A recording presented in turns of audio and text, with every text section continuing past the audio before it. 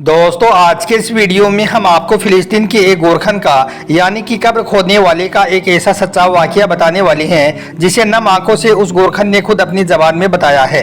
उस फिलिस्तीनी गोरखन का कहना है कि उसने गाजा पट्टी पर शहीद होने वाले शहीदों की कब्रों पर जो कुछ अपनी आंखों से देखा उसको देखकर वो अपने आंसू नहीं रोक पाया। उसने अपनी जागती हुई आंखों से गाजा के कब्रिस्तान में वो मंजर देखा कि जिसे देखकर उसके होश उड़ गई। और यही नहीं, इस पूरे वाकये को सुनकर यकीनन आप भी हैरान रह जाओगे।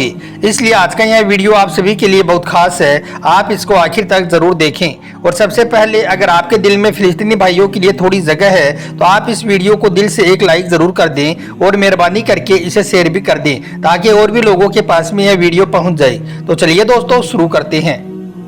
सबसे पहले तो हम आपको बता दें कि आज जो वाकया हम आपको यहाँ पर बताने वाले हैं यह वाकया कोई मनगढ़ंत कहानी या किस्सा नहीं है, बल्कि यह एक सच्चा वाकया है जिसे फिलिस्तीन के एक गोरखन ने आंखों में आंसू लिए खुद ने बताया है।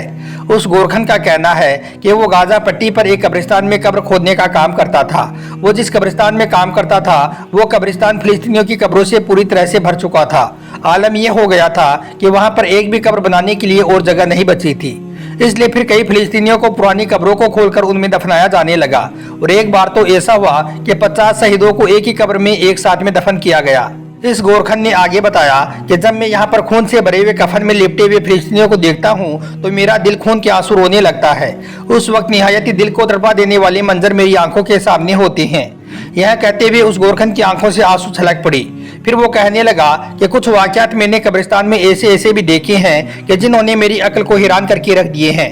उन्हीं में से एक वाकया अब मैं आपको बताने जा रहा हूँ जो निहायत ही ईमान अफरोज किस्म का वाकया है, जिसको सुनने से पहले आप अपना दिल थाम लें, क्योंकि यह वाकया ही कुछ ऐसा है कि जिसे सुनकर यकीनन आपके भी रोंगटे खड़े हो जाएंगे और आप अपने आंसू नहीं रोक पाएंगे। फिर वो कहने लगा कि मैं गाजा में बने एक कब्रिस्तान में गोरखन का काम करता हूँ। मैं दिन में कब्रें तैयार करता हूँ और फिर रात के वक्त में उसी कब्रिस्तान के एक कोने में बनाए हुए एक कमरे में आराम कर लेता हूँ, क्योंकि गाजा पट्टी की सूरत हाल अभी बहुत ज्यादा जंगी हो चुकी है। इसलिए दिन हो चाहे रात हो, हर वक्त इस कब्रिस्तान में कोई ना कोई अपने बेटे को, अपने भाई को, अपनी बहन या अपने बाप को दफनाने के लिए जरूर आता है।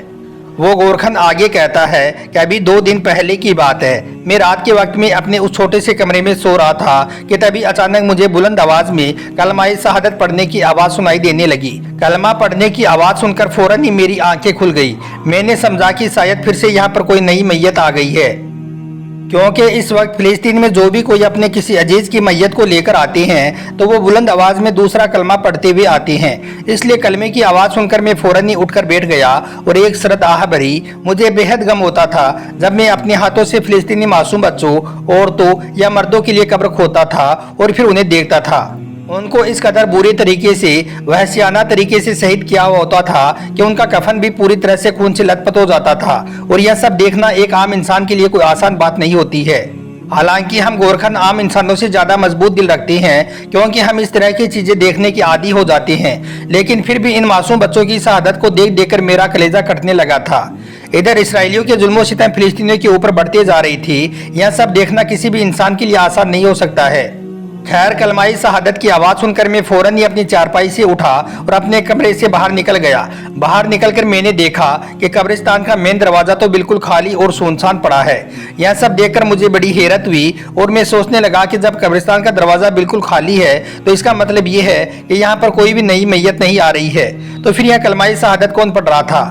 लेकिन जैसे ही मैं कमरे का दरवाजा खोलकर बाहर निकला तो इतने में ही कब्रिस्तान में वो कलमे की आवाज आना भी बंद हो गई थी। यह सब देखकर मैं बड़ा हैरान हुआ और सोचने लगा कि शायद यहाँ पर हर वक्त मैयत आती रहती है।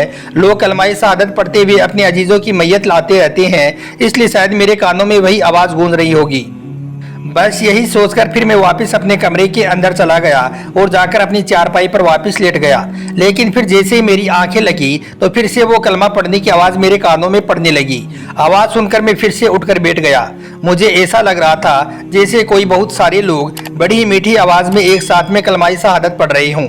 इस आवाज में इस कदर सुकून था कि मेरा दिल इस आवाज की तरफ माइल होने लगा था। लेकिन इसके बाद में मेरी आंखों ने वो नज़ारा देखा, वो बहुत ही ज़्यादा हैरान कर देने वाला था। मैं जैसे दोबारा अपने कमरे से बाहर निकला तो मुझे ऐसा लगा कि कब्रिस्तान में उसी एरिया से वो आवाज़ आ रही है जहां पर 2 दिन पहले गाजा पट्टी में शहीद हुए 50 शहीदों को एक साथ में एक ही कब्र में दफन किया गया था।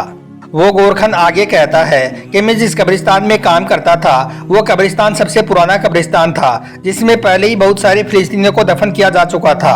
अब इसमें एक भी कब्र बनाने के लिए और कोई जगह नहीं बची थी। इसलिए अब इन हालात को देखते हुए जल्दबाजी में पास में ही एक सुनसान जगह को भी इस कब्रिस्तान के अंदर मिला लिया गया था, जिसे खास तौर पर गाजा पट्टी में होने वाले शहीदों के लिए बनाया गया था। और जो आवाज़ मुझे सुनाई दे रही थी, यह आवाज़ भी वहीं से आ रही थी। फिर जैसे जैसे मैं उस आवाज़ की ओर अपने कदम बढ़ाने लगा, वैसे वैसे मेरे दिल की धड़कन भी तेज होने लगी। इस कलमाई शहादत की आवाज़ में ना जाने ऐसा क्या था कि मेरे कदम रुकने का नाम ही नहीं ले रही थी। मेरा दिल मचलने लगा था।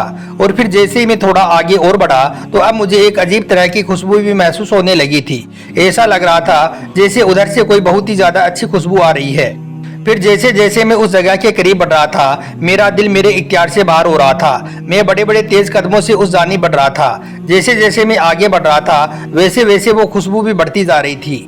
लेकिन फिर मैं जैसे ही वहां पर पहुंचा तो सामने का मंजर देखकर मेरी तो होश उड़ गई। मैंने देखा कि मेरी आंखों के सामने हरा भरा बाग है, जहां पर दरख्तों के बहुत सारे फल लगे हुए हैं और मासूम बच्चे उन फलों को तोड़ रहे हैं और उनको खा रहे हैं। कुछ बच्चे इधर उधर भाग रहे हैं और खेल रहे हैं। वहीं पर बहुत से मर्दों को नीले रंग की नहर में नहाते हुए देखा और आपस में बातें करते हुए और हंसते हुए देखा, और औरतों को एक जगह पर बैठी हुई खिलाते हुए देखा।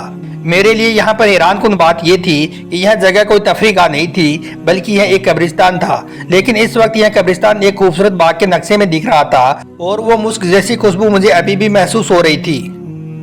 और मेरे लिए यहाँ पर दूसरी हैरानकुन बात यह थी कि इन सब लोगों ने सफ़ेद रंग के लिबास पहन रखे थे। लेकिन फिर जैसे मैंने उस बाग के अंदर कदम रखने की कोशिश की तो इतने में ही किसी ने मुझे एक जोरदार पीछे की तरफ धक्का दिया, जिससे मैं जोर से वहीं पर जमीन पर गिर गया। इतने में मेरी अचानक से आंखें खुल गई। मैंने देखा कि मैं अपनी चारपाई पर लेटा हुआ हूँ और पसीने से सरवार हो चुका हूँ। मेरे दिल की धड़कनें किसी तेज रफ्तार घोड़े की माने चल रही थी। फिर मैंने चारों तरफ अपने कमरे में नजरें दौड़ाई। मुझे अब भी यकीन नहीं आ रहा था कि मैंने जो कुछ भी देखा है वो ख्वाब है या हकीकत है। अब भी वो मंजर मेरी आंखों के सामने घूम रहा था, जैसे कि मैं कोई जन्नत का मंजर देखकर वापस लौटा हूँ। मैंने दोनों हाथों से अपने सर को पकड़ा और खुद को इस दुनिया में लाने की कोशिश करने लगा।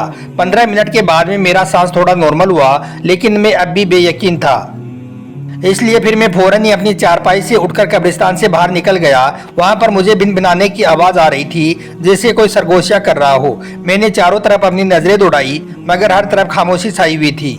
आधी रात का वक्त था, लेकिन फिर भी मुझे जरा भी खौफ नहीं आ रहा था। मैं तेजी से कदम बढ़ाते हुए उस तरफ जाने लगा जहां पर गाजा पट्टी के 50 लोगों को एक साथ में दफन किया गया था। वहां पर जाते ही मैं हैरान रह गया, क्योंकि वही खास खुशबू मुझे अब भी आ रही थी। यह देखकर मुझे लगा जैसे मैं अपने ख्वाब को हकीकत में बदलते हुए देख रहा हूँ। अब मेरी आंखों के सामने वो सारी कब्रें थी जो मैंने अपने हाथों से बनाई थी। उनको देखकर मेरी आंखों में आंसू जारी हो गई। मुझे जो बिन बिनाट और सरगोशियों की आवाज़ें आ रही थी वो भी यहीं से आ रही थी। यहाँ पर वाकई में हर कब्र से कलमाई शहादत पढ़ने की हल्की हल्की आवाज़ भी आ रही थी, और यह कोई ख्वाब नहीं था, बल्कि यह एक हकीकी मंजर था।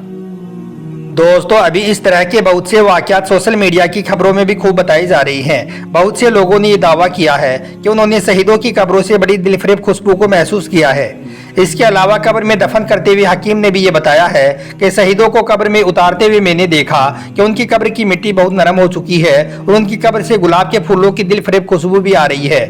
बहुत से शहीद बच्चों के चेहरों पर मैंने एक अजीब सी मुस्कुराहट भी देखी है, जैसे उन्हें दुनिया और आखिरत की सारी खुशियां मिल गई हो। दोस्तों, अक्सर किसी मुर्दे को जब दफनाया जाता है तो कुछ ही दिनों के बाद में उसकी कब्र से एक अजीब सी बदबू उठने लगती है, लेकिन यहाँ पर शहीदों की कब्रों से मुस्क जैसी खुशबू उठ रही थी। गोरखन आगे कहता है कि यह मंजर मैंने खुद अपनी आंखों से देखा है। यह सब कुछ इस बात की तरफ इशारा करता है कि बेशक यह सब शहीद कामयाब हो चुके हैं। यह सब देखकर मैं वहीं पर अपने घुटनों के बल बैठ गया और मैं फूट फूट कर रोने लग गया और अपने लिए भी शहादत की मौत अल्लाह से मांगने लगा। बेशक अल्लाह अपनी राह में कुर्बान होने वालों को बुलंद मुकाम अता करता है। अल्लाह ताला से दुआ है कि अल्लाह पाक फिलिस्तीन में शहीद होने वालों को कामयाबी अता फरमाई और जो जिंदा बचे हैं उनको सलामती अता फरमाई। आमीन, अल्लाहुम्मा आमीन। एक बार आप भी कमेंट बॉक्स में आमीन जरूर लिख दें।